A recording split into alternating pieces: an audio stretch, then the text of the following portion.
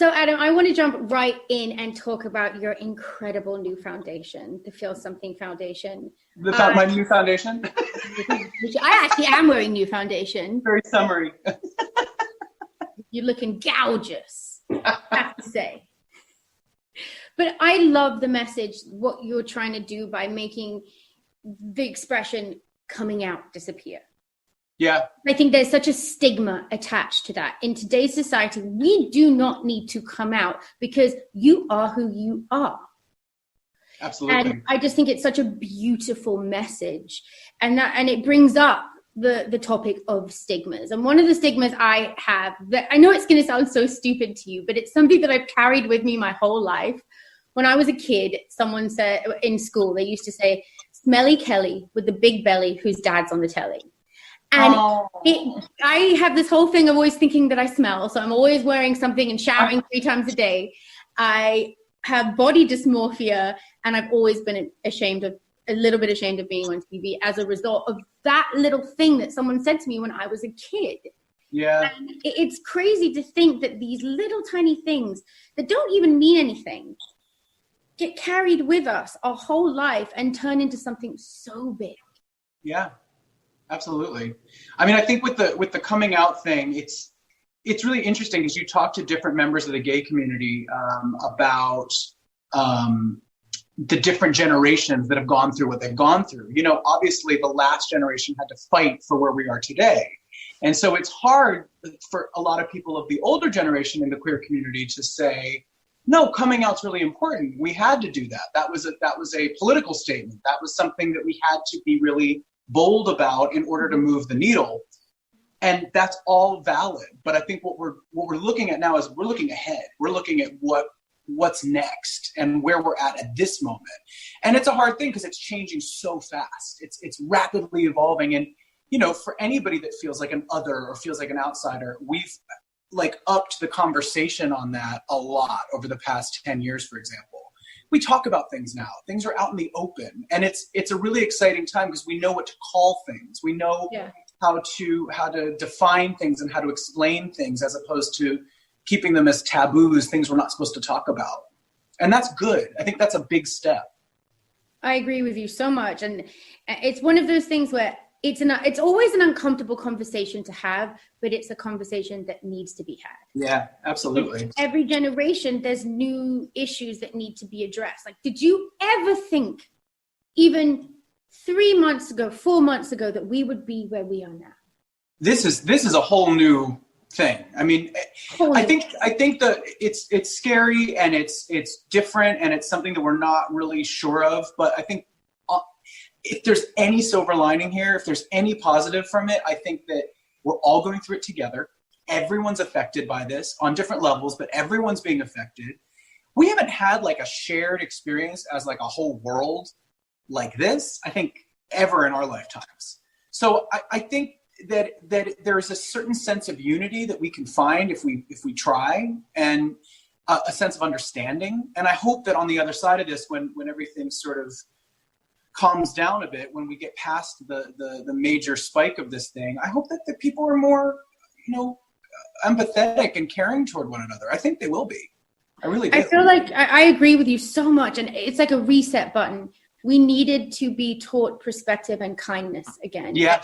It's insane that something like this had to happen for that shift to go into place. But I am seeing people being kinder to one another. Me too. Checking on their neighbor. And I'm reaching out to people I haven't spoken to in a long time and reconnecting with friends. And it's been really nice to not have my daily routine be so consumed with, am I wearing the right outfit? Do I have makeup on? Does my hair look nice? All the stuff that is so superficial. I would never even think about again. Like, I'm going to completely shift the way I do everything moving forward. Yeah. Yeah. And I think that on the topic of mental health, I think it's also bringing up anxiety for people that have never dealt with anxiety before. I mean, let alone the people that do deal with anxiety regularly. I mean, it's tricky. I am one of those people that Same. I've dealt with anxiety terribly my whole life. And one of the things was that I didn't know that that's what it was I was having. Me neither. I had no idea that it was anxiety until I started going to therapy. I had no idea. I would always say I don't feel well, but it was just anxiety. I've been learning about so much as well. I mean, I think I looked back on the last 10 or so years and I realized like, oh, that was anxiety. Right? Like, oh, yeah. And this is like a good example of, us talking about things being out in the open now and not being taboo because of the fact that everyone's talking about this stuff now and it's out in the open. People that may not have understood what they were going through now can get out there and understand it. I mean, now that it's an open conversation, I started realizing, oh, I guess I fall into that category. I think I've been dealing with that as well. 100%. All of these things that I never for a couple of weeks during quarantine, I actually do believe that I was depressed for a while. And it was until I put a routine in place for myself where I got out of bed and I got showered, got dressed, put makeup on, even if I'm not going anywhere, that gets out a chunk of your day and it makes you feel good to like what you see in the mirror. And it made a difference. I've learned new skills. I'm learning how to cook. Ooh. And not setting anything on fire or burning anything. So that is something that's been really fun for me. I have, as I said, reconnected with old friends. I've been doing meditation, which is something I've never done before. And how much it is helping me is unbelievable. Like that, just 10 minutes. I do guided meditations because if it's just the music, the way that my mind goes, I'll be like all over the place. I'll be in the future, the past. Imagine. I have not. I keep hearing about meditation being this most amazing thing. I have friends that do it and swear by it. I haven't tried it yet because. Oh my God! Now you have to try it. Now I'm going to. Yeah. You have to try it. It's not like I don't have time. Right. And it's the little I have the same kind of brain. Like my brain is overactive. I'm an overthinker. Me too. I get in my head really easily. I fall down that rabbit hole so quick, and then the next thing I know, I've spiraled, and my whole day is ruined. Yeah, and you know what? For those out there that are also learning about their own mental health that might have these same struggles, something that I heard recently that I kind of liked, and maybe it's something that would make you feel better, is that they say that people that are suffering from anxiety and all these things, overthinking and being hard on themselves, they tend to be smarter people.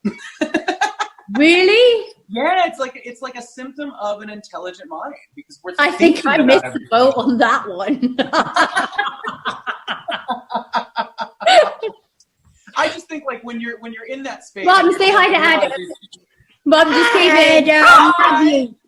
I love you. How's your mum doing? She's good. She's really good. Tell her hi from me. Yeah. Okay. I love your new hair, by the way. It's so chic. Isn't it good? Oh, I did that. I love it. I saw the pictures right when you first unveiled it, and I was like, yeah.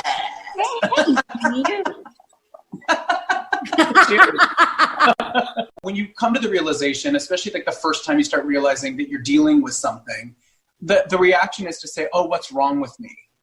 Always. And I think that that's what's being sort of rethought right now is that, look, everyone's got stuff. Everyone's got their own equation of challenges and struggles that they go through. And it made me feel better, be like, oh, it's because I'm smart. Okay. I'm just going to keep telling myself that now. It made me feel really better. Believe it. Right. Yeah, it's because I'm smart. Yeah. I'm just so intelligent. It's just, my brain's huge. Yeah. I love it. But yeah, I think anybody out there, I think the good news is that like, because it's out in the open too, you start realizing that so many other people are dealing with it as well. Like people in the celebrity world are being open about it. That's great. It's a great time to sort of be open and vulnerable. I think so too. And owning your vulnerability is the first step in really figuring out who you are. Absolutely. And that was something for me in getting sober that was really, really difficult because it's weird. I am equally as tough as I am vulnerable, and figuring out how to be in the middle is a challenge for me because I'm one or the other, like a total extremist. And I think you and I have that in common. I do too. Yeah.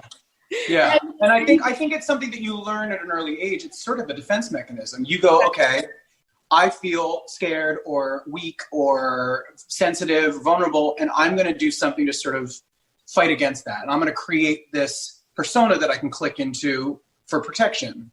Exactly. And some of that is somewhat healthy, and then it can very easily cross a line and become unhealthy. Yes. Yeah. When it's all ego and the ego is being, inflated, and then you turn into somebody that we all make fun of, and you don't want that. You want to keep a balance in your life. I always think that there's a saying they always say in England when I was a kid, you need to have a word with yourself. And I never truly understood what they meant by that until I got older. And I'm like, you know what? No one's perfect. You're not better than everyone else or anyone else. You are flawed, and your flaws make you perfect. Absolutely. Your flaws make you who you are. The mistakes that I have made, I have learned so much from them. And those feelings that come up that make me feel like I'm alone in what I'm going through, I have learned that that's just my mind telling me that, and that's not. Yeah, it's like that voice that tells you that stuff is like, it's just trying to derail you from your progress. It's just a narrative that you do not have to subscribe to. You do not have to listen to that narrative. No. It's not my narrative anymore. And the other thing too, I think, is that I think a lot of us, when we're going through this, especially at the beginning and the first times we're starting to deal with things like anxiety or depression, we feel alone in that. And I think now that we know that so many other people also are going through what we're going through, it's really important to try to find a person or a couple people you trust that you can be open with, so you don't have to deal with this on your own. It makes it a lot easier to have a confidant, a good bestie that you can open up to and you have an open dialogue with. There's no trust issues. Mm-hmm.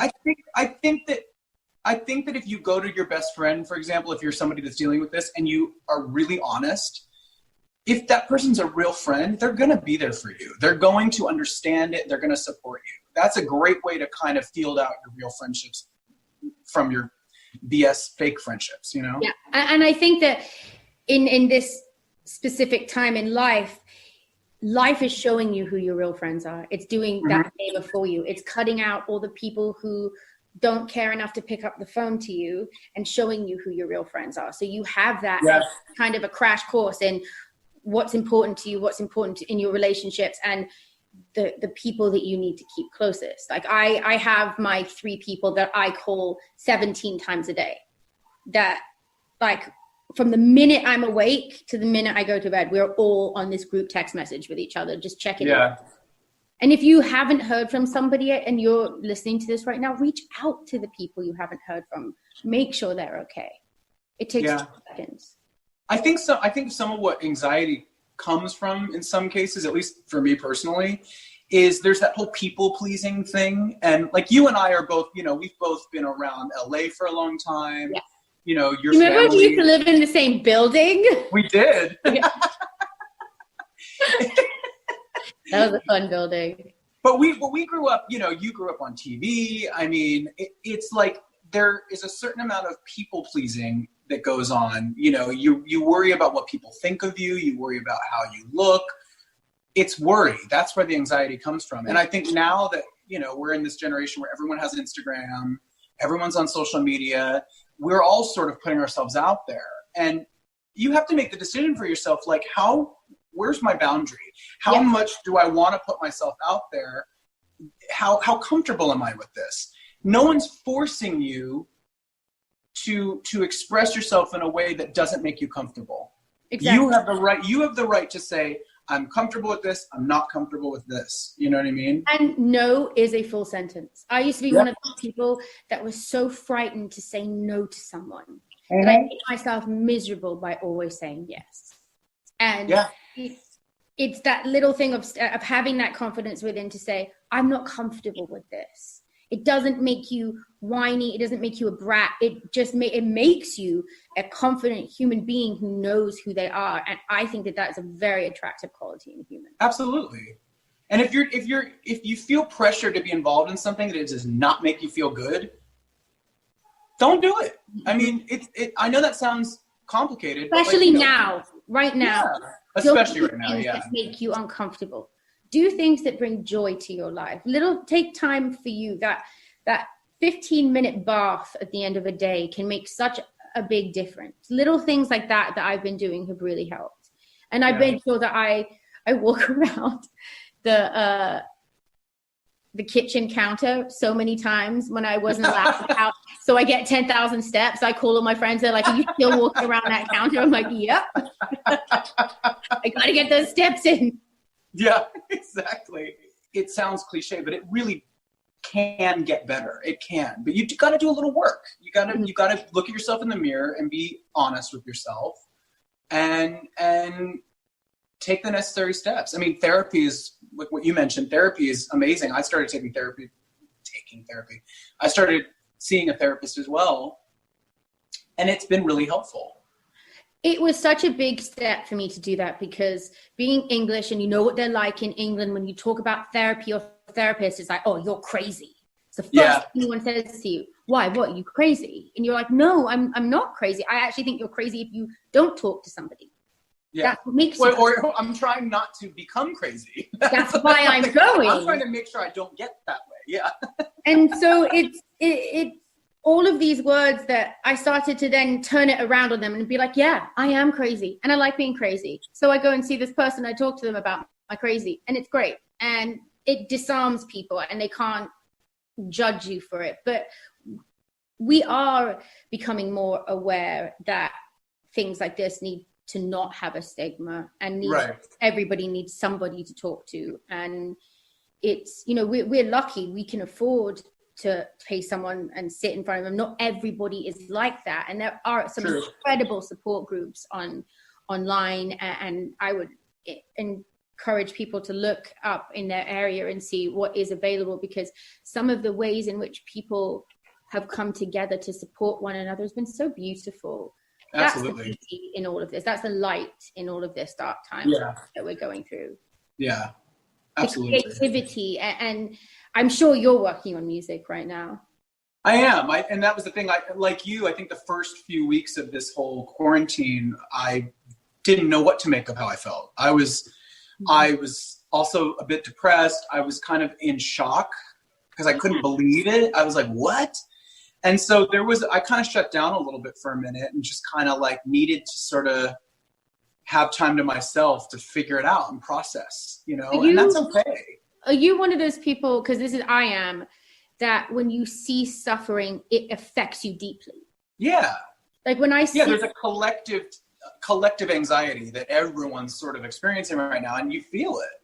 When you see especially like I said, with the fact that we have phones and social media, and like you can see what people are feeling, And it definitely it took me a minute. I went through all these stages of emotions, dealing with and kind of coming to terms with where we're at right now. I mean, there's a bit of a grieving process for me. All of my stuff got canceled.